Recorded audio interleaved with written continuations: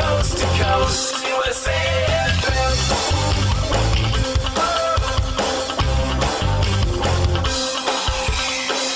The hits you never heard till now, DC coast to coast. DC Coast to Coast presents Cookin' in the Kitchen with your host, Stephen Paul Cunningham from Boomchang Records on the USA FM and live stream, where you'll meet some of the greatest indie music artists from the UK as they perform and talk about what's happening in their musical world. And now, here's your host with today's guest on Cookin' in the Kitchen from the United Kingdom, Stephen Paul Cunningham.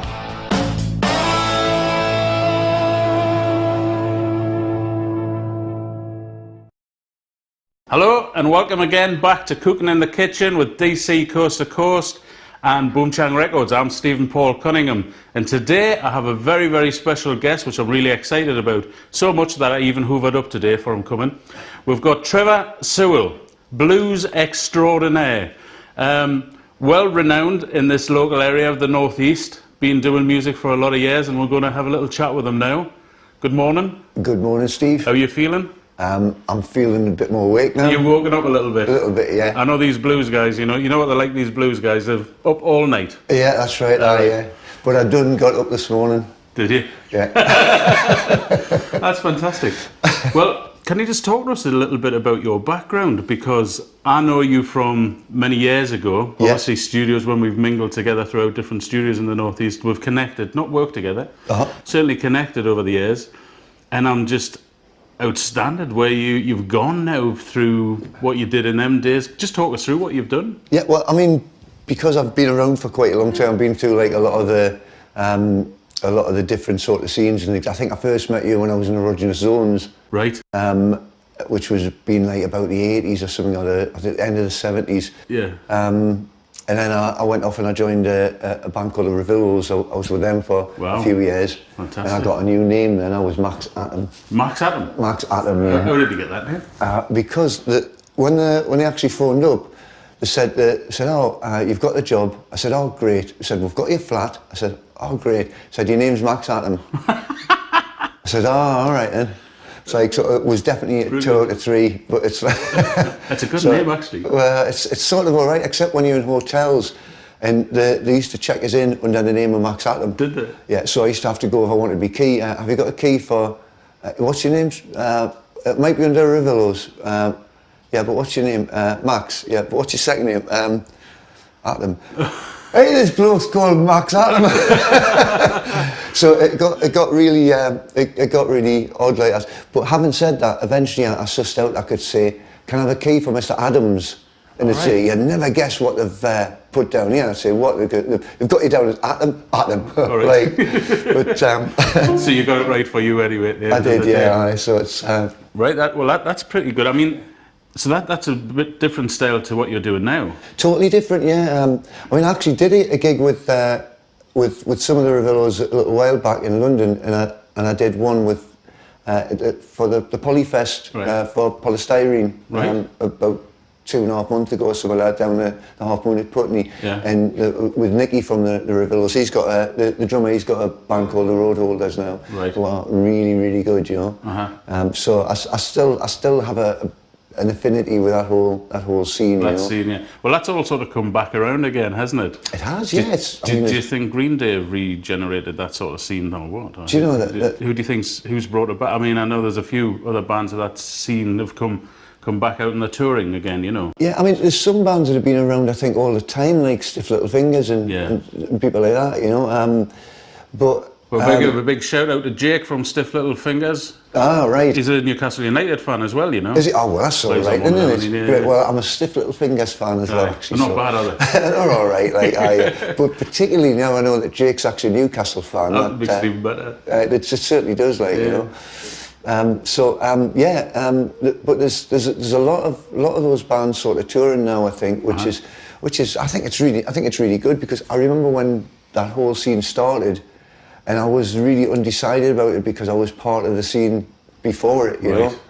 And after about 6 months or something like that, I thought, this is great. This, it was exciting going to gigs again, and so it was, all good, all good. That's good stuff. I can't remember what the original question was now, Steve. I've just waffled on so much. I wouldn't even worry about it because it all makes sense to me. We've established that you started in more the sort of punk area. Yeah. You're doing blues predominantly now. Yeah. And you've got a very odd looking instrument here. As the actress, no. sorry, yeah. It is a daytime show. Yes, I know, I realise. If I could have brought that one back, because it's one take, isn't it? Well, hopefully. It is, yeah. This is it's actually called a cigar box guitar, and it is actually a real cigar box. I don't know if you can see that there. Unbelievable. When it's just got like a plank of wood bolted through it. Is it? So it's like, that's the end of the neck there. So it's a plank of wood in a cigar box. Yeah. And you've even got a sharpshooter on the front of it. Yeah. You Dan, I don't know if you can see that image there. Just show Dan the image there. Nice little sharpshooter there. Yeah. Has he got a name? I've no idea. He probably has. Yeah. Quentin or something. He did, yeah, something like Malcolm. Actually, that is what it's called now. It's like, I like that.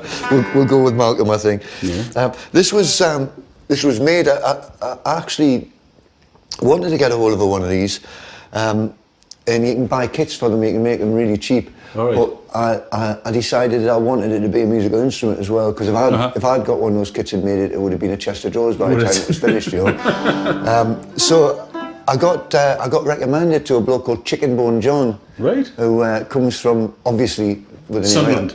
No, oh God, no. Come on, man, Steve. Chicken Bone John, Nottingham. Right. So, and I went on his website. And obviously everyone's a one-off, because you can probably tell it's not like mass-produced one, Right. And I saw this one, it was the only one there, so I thought, well, I'll have to take a chance on it. Yeah. And I always remember when it arrived, the look on my wife's face, because I got it out and she went, oh my God, what you been getting now, Right. And I says, right, but she sort of quite liked it, I think. And I thought, I'll have to really work to get a sound out of it. It looks all right, It's got a great look about it. Yeah. What's it actually sound like? I thought I would have to really struggle to get a sound out of it. Yeah. I plugged it in my amp, it sounded great, so I had to do nothing at all with it. So Chicken Bone John, I don't know if John's his real name. Yeah. Chicken Bone John from Nottingham did a fantastic job on this, so it's great. I plug it in, I get all the credit for it. Excellent. I think that suits me. All right. Well, do you want to give us a little tune on it? No. Do you know what's it? Yeah, I will do. Yeah.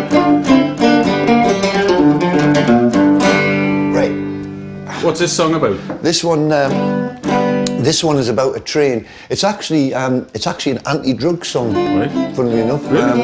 not a lot of people know that, but it's like the metaphor is the train in it. Right. About how it's easy to get on the train, but not so easy to get off. When it's moving. When it's moving, yeah. But it's sort of like got a bit of a positive spin. Like you get the impression it's not it's not about me. Right. But you sort of get the idea that. The person that it's about is got things a bit more under control, hopefully. Right. When you're ready, train. just go for it. Okey-dokey.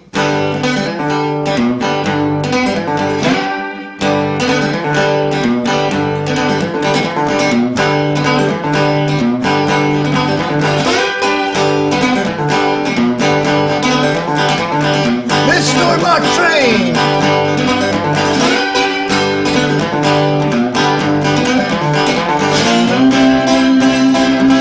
Just keeps rolling on,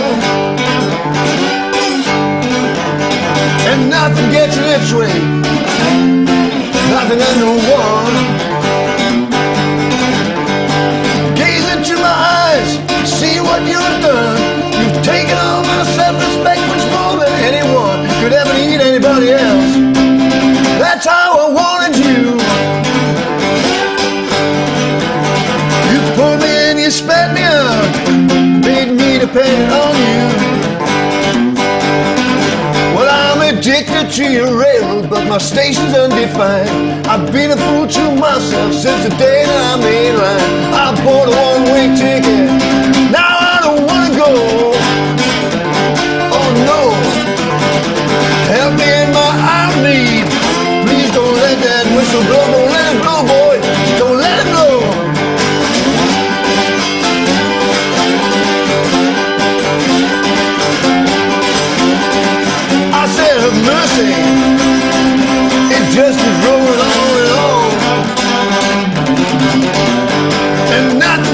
its way. Nothing and no one. Well, free me from this prison, save me now, oh Lord. Got these shaking fingers to the communication cord. I said, help me defeat this enemy within. Help me for deserving soul, rise above this mess again. Hear my cry, yeah, I cry.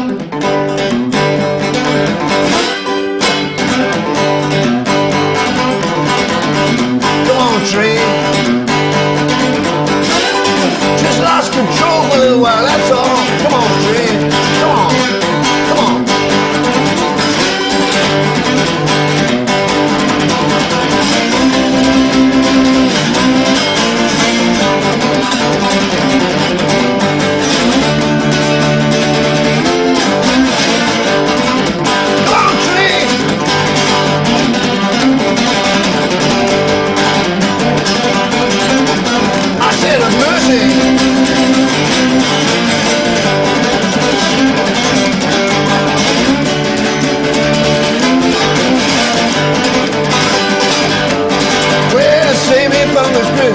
Save me now, oh Lord. Get these shaking fingers to the communication cord. Then help me defeat this enemy within. Help me for deserving soul. I'm going to tell you what I'm going to do right now. I'm going to stop you train right now. I'm going to stop you in your tracks. Come on, train. Disappear, y'all, and don't come back. Come on, train. Come on. Come on.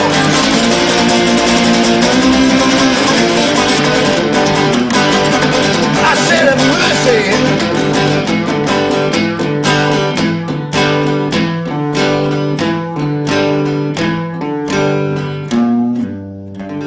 Come on, train. Get in there, man. That's just brilliant. That train was moving, wasn't it? It was moving.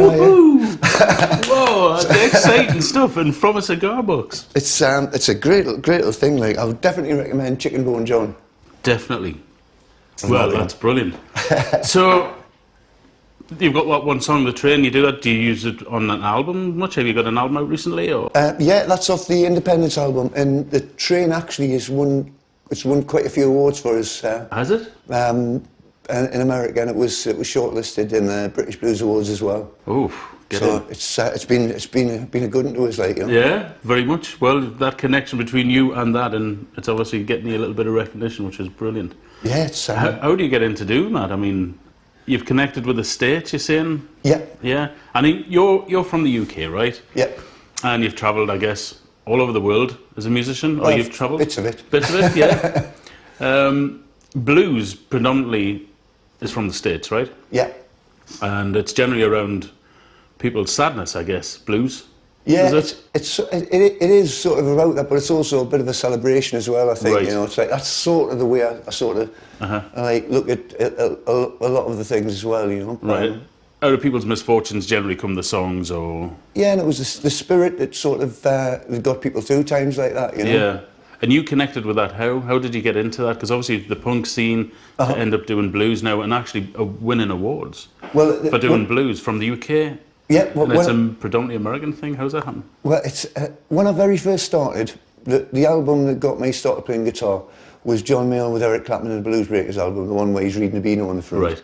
I hadn't played a guitar before, and my brother wrote the album in and sort of put it on, and I just remember the first few bars of All Your Love, the first track on it, and I thought, that's great, I've got to do that, you know, where can I get a guitar from, you know? Right.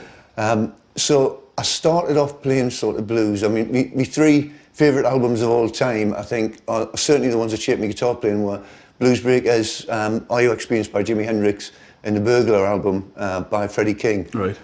So basically what happened is that I've played a lot of different things over the years, and it was just 2011 or thereabouts where I thought, do you know, I think I'll just go and record something that I fancy doing. Yeah. So I didn't have any market, nothing planned, nothing at all, wasn't going to put it out. I just thought, I'm just going to do something just for the sake of doing the music. And what I did is I rediscovered why I learned how to play in the first place. Oh, wow. Because I liked it. It was nothing to do with like earning a living or anything like that. Yeah. So I just went in and I made the Calling Your Name album, and that got to #1 on the American Blues Scene chart. Yeah. Which was like really surprising, and that won a couple of awards as well in Hollywood. So it's sort of, it's what I do now is I'm back where I was when I was 13 or whatever like that. I just play because I like it, and I just put what I fancy on my albums, and it's great, you know. The fact that it's got us somewhere is like absolutely blooming astounding, you know. It's brilliant, isn't it? I think that's a lesson for a lot of people today. The music industry, as you know, has changed massively from when we were in it as young people, you know. The internet obviously allows people to drive it in their own way. That's Connections are fantastic. made better. And the fact that you've got your own independence, shall we say? Yeah, I like that. Did you like what I did there? I see what you did there, Steve. Yes. Just to let you get on and do what you want to do, and make music for you, because you're happy doing it. Also, because it's a technology as well these days that when, you know, like a lot of years ago, you used to have to save up to go in and do like 3 demos or something like that.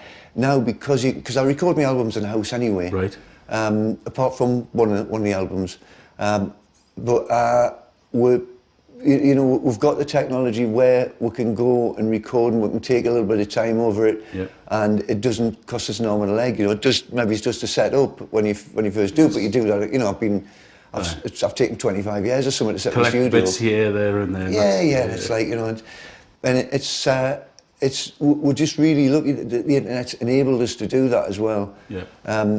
I mean, I know there's like the internet also means that you know, like sort of like the sales and stuff like that. You know, people can swap MP3s, but I don't care about that. You know, it's like, to be honest, I give away a lot of them anyway. You know, right? Because you want people to hear your music. It's engaging. You know, right, great stories. Yeah, you know, it's like, I think people listen to music is really good because it's something I didn't expect. Yeah. I thought it would just be me and everybody else in the house that unwillingly has to do it while I'm recording it. That's right. The family goes through the whole process with it. Oh, too blooming right, yeah. Whether they want to or not. Yeah. If I come downstairs, I can say like, "Hey, do you want to hear my new song?" Heard it 1,000 times. So how do you go about writing? We'll touch on that basically. Well, I sort of write in a few different ways. Like normally I just pick up stuff and just sort of start strumming. I mean, I can be watching the telly. And I'll have my phone, and I'll think, all right, I've got a bit of an idea, and doesn't matter whether the telly's on in the background or if I'm talking to people in the room or anything like that, you know, like if my grandkids are there or whatever. I'll just start sort of, I'll take a little bit of a note down there because it's only for me to remind us if I've sort of come up with something there. Right. I mean, the first single I ever had out was in the 80s with the Roger and Stones, and I wrote that in my foot in the van when I was waiting for somebody at the shops. Right. And I just thought I should go this speed, and I remember sort of singing the single, and then going back and working out what the chords would be. Right. So it's, you know, it can sort of be like any time. I write all the time anyway, you know. So yeah, make notes and maybe come back to it later or whatever. Yeah, you know, it's sometimes you get a surprise. I've got one track on the last album called Condemned, and that was like, because I quite often have loads of ideas about on my phone and on my laptop and things, and I quite often don't go back and listen to them again, you know. And I went back and listened to that one. I thought, oh, I wonder what that one is, and it was pretty much the whole song, you know. I sort of just sat there and just sort of pretty much sang it through, and I had to go and write a few more words and things, but I don't really overanalyze things. I just like sort of just get on with it. Get on with it, yeah. Yeah. Well, do you fancy getting on with another song? I do indeed.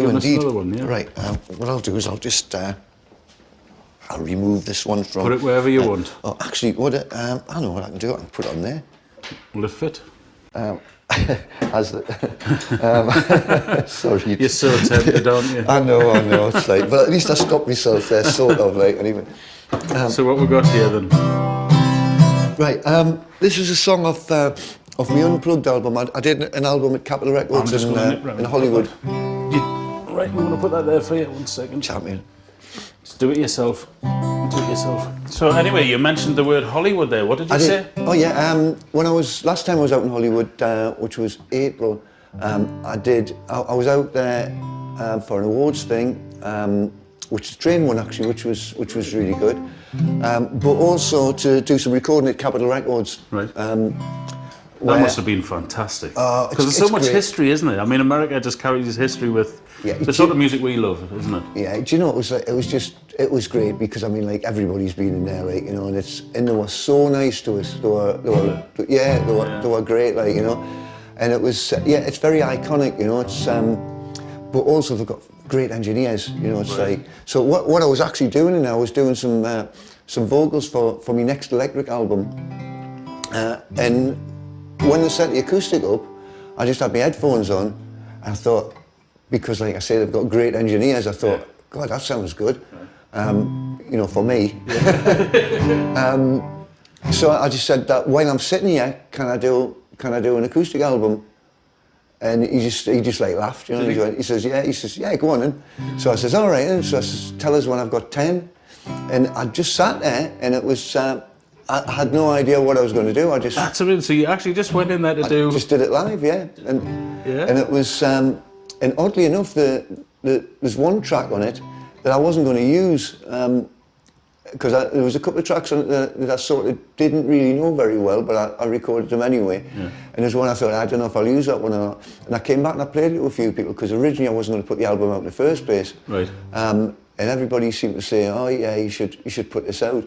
And that track's a really good one. Right. And I thought, is it? So it finished up being the title track for the. But if it hadn't been for us playing it to a few people, it would never have made it onto the thing in the first place. Well, that's the thing, and I think for us as musicians as well, if you're hearing something that you're enjoying, you don't want to stop, do you?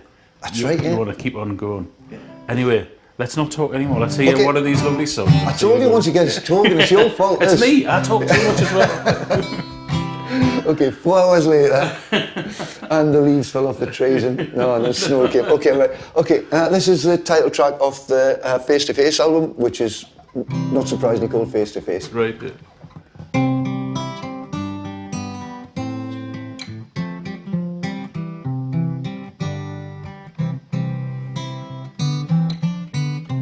I don't know where this is going, but there's something I must say. Tried so many times to make this right, but you just turned me away. And when I tried to raise the subject, you tell me it's all in my mind. Well, we both know that just ain't the case.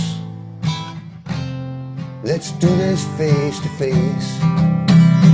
Face to face, I wanna look into your eyes. I wanna see what lies behind. Face to face, I wanna look into your soul. I wanna see you look in mine.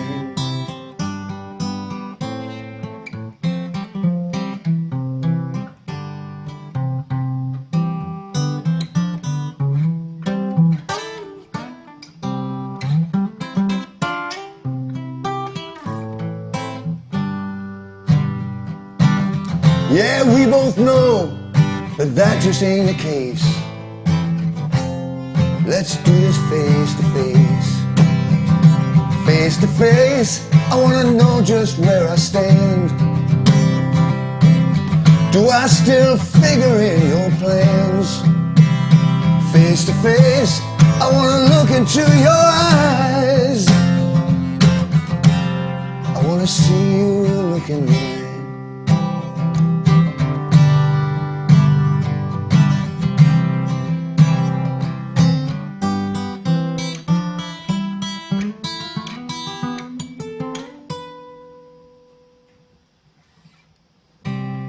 Now I know where this is going,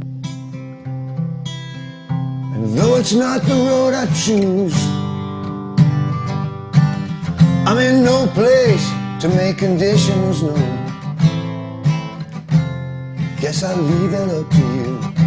Now tell me face to face, I wanna know what lies behind that smile. I wanna hear the truth you hide.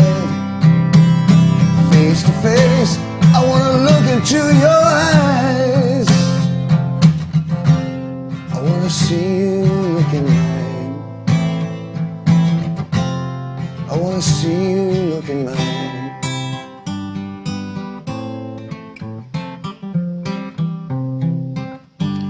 Face to face. Whoa, get in there, man. That's Thank you very beautiful, that. Thank you. That's really different from the first song you played. I don't know. How'd you do it? Don't know really. Hey, that's beautiful, that, Trevor. Really, really nice. I love that. Oh, thank you very much. Excellent. Right. Speechless. Actually, that the album that's from we're actually for one night only because we had such a great 2014. We're actually giving that away at the Clooney gig. Right. Fantastic. Just remembered that one. Oh, the Clooney gig. Oh, what's Clooney gigs that one? When's Steve? that? Oh, that might be next Friday. Actually, thinking about it, Friday the 30th of January. 2015.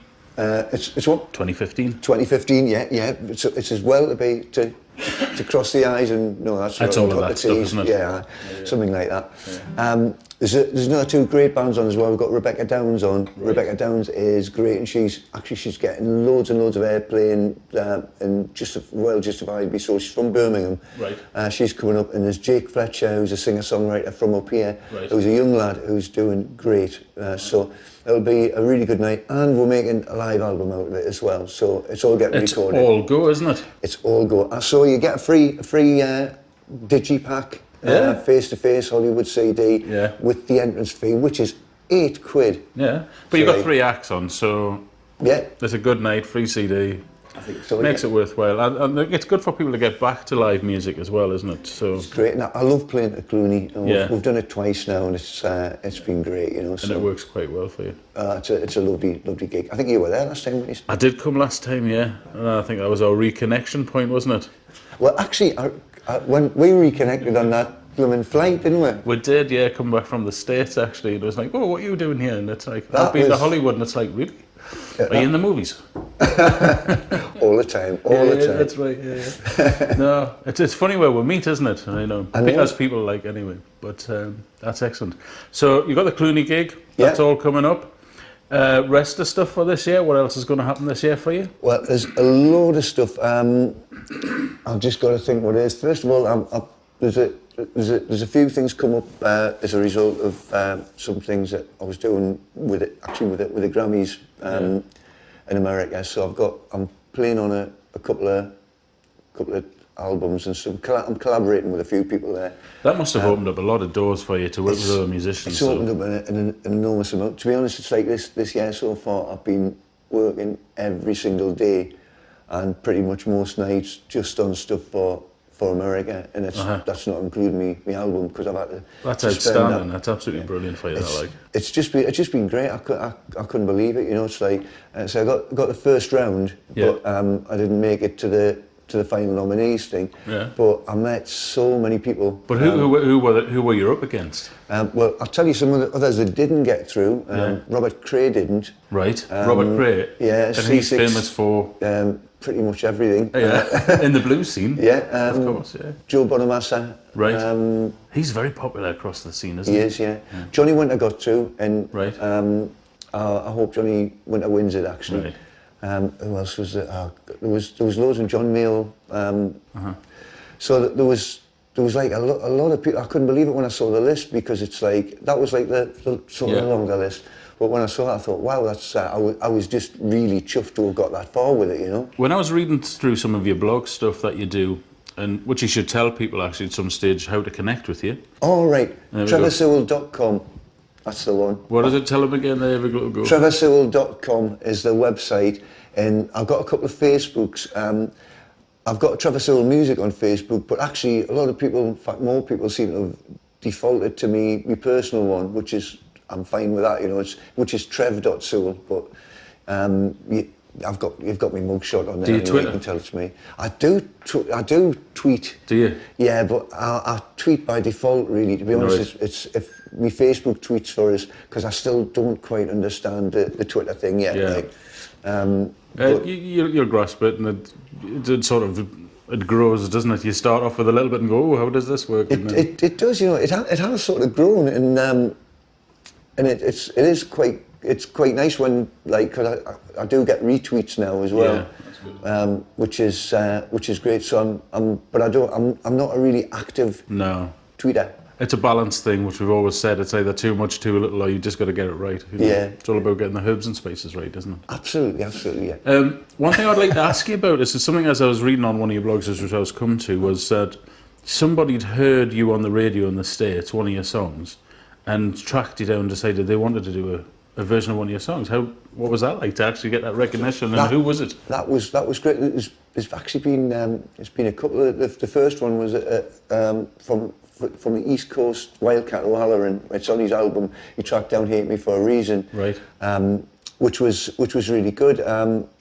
What happened is we were both getting played on the same radio show, and somehow we sort of got connected. And he said, "I really like it." So I says, "Well, why don't you record it?" You know. And so he did. And he made a great job of it. It's completely different to mine, you know. Yeah. But there's also Brooke Nickerson. Right. She's got an EP coming out in March, which has got 5 of my songs on. Right. And I'm busy writing some more for her at the moment. And I think she's in Nashville at the moment. She's American. Right. So there's 5 songs gone there. Independence of Calling Your Name have both been licensed, all of the tracks, for compilations. Right. This year, along with it's on compilation with people like Robert Johnson and stuff, and you know, B.B. King and Stunning. yeah. So You're up there. Well, it's just I'm just a passive observer. Are you going to have a plaque outside your house, like one of them I've blue got plaque one. things? Have you got one? Actually, I nearly got a plaque because I don't know if you saw the video online where I had Russ Abbott playing in me. Russ Abbott? Once. Yeah, it's online. That was a bizarre day. That one. Have you not seen that? No, I don't think I have. All right, it's okay. How's this for a strange date that just happened, right? Right. I was sitting in the house. I was a bit bored, and Kev across the road phoned us and he said, "Russ Abbott's knocking on your door." I went, "All right then," and I could hear the door being. So I went downstairs anyway, and there's Russ Abbott, and he says, "I'm Russ Abbott." I said, "I know you are, but why are you knocking on my door?" You know, and he says, "Oh, like the lady across the road said, you know, you sort of play the guitar. Do you fancy coming out?"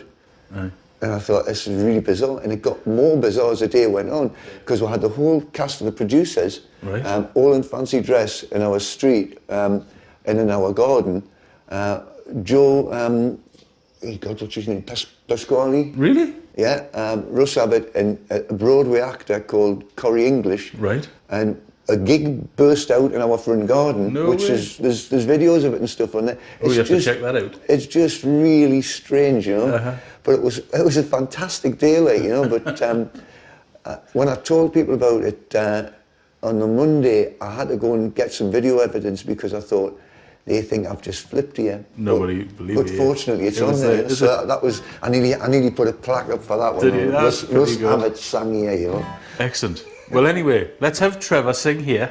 Okay. Oh, Do you fancy another song? What do you fancy doing next? I'll tell you what, I'll do one on me blue one. All right. You must have a good collection of guitars now, have you? Well, it's just that I've got different tunes. I have got some nice guitars actually, I have to say, but yeah, I've still got ones that I played when I was like my first Les Paul when I was like sort of 17, you know. Yeah. That's like nearly 6 years ago, you know, because Right. I'm pushing my mid-20s now, Whoa. Steve. It's like Proper Les Paul.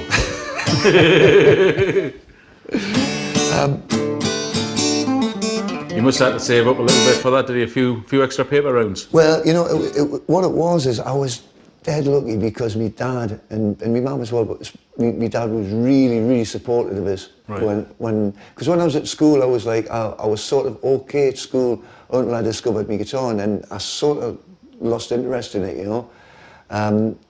And my dad sort of spotted that, so it's like he could tell that I really wanted to do it. Yeah. So he helped us get a Les Paul, you know. You gotta love your parents for helping out, eh? Oh, they were just really quite amazing, you know. It's like my dad really had the spirit of rock and roll about him. He was a really interesting bloke. He's dead funny, you know. Right.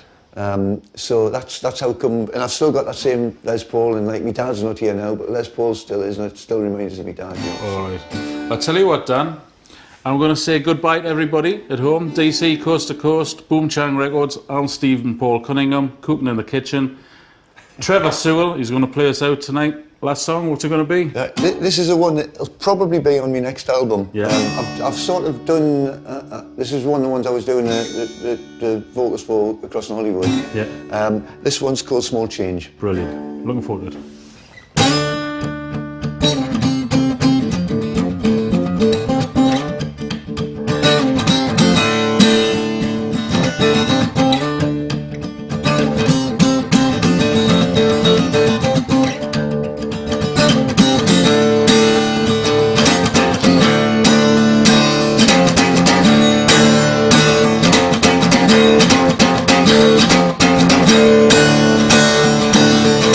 Just wanna say, I did not turn away, not like others I could name. I stood by you, though I did not need to. Now you just treat me like small change.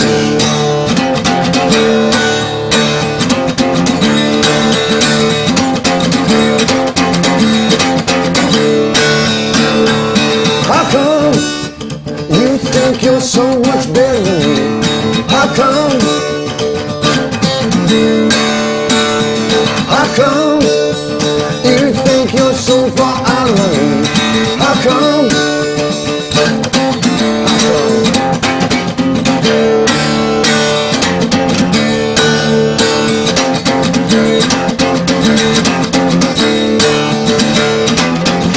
What's going on behind the smiles that you don't mean? What's going on behind the scenes? What's going on I'm not supposed to see? What's going on in your head when you're with me?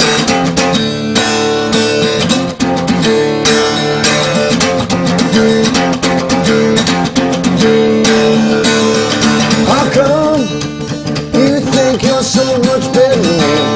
How come? How come you think you're so far out of my league? How come? How come? How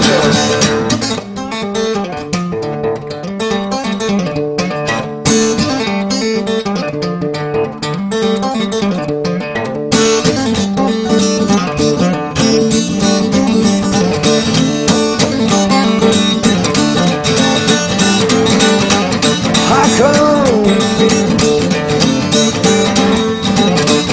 How come? How come?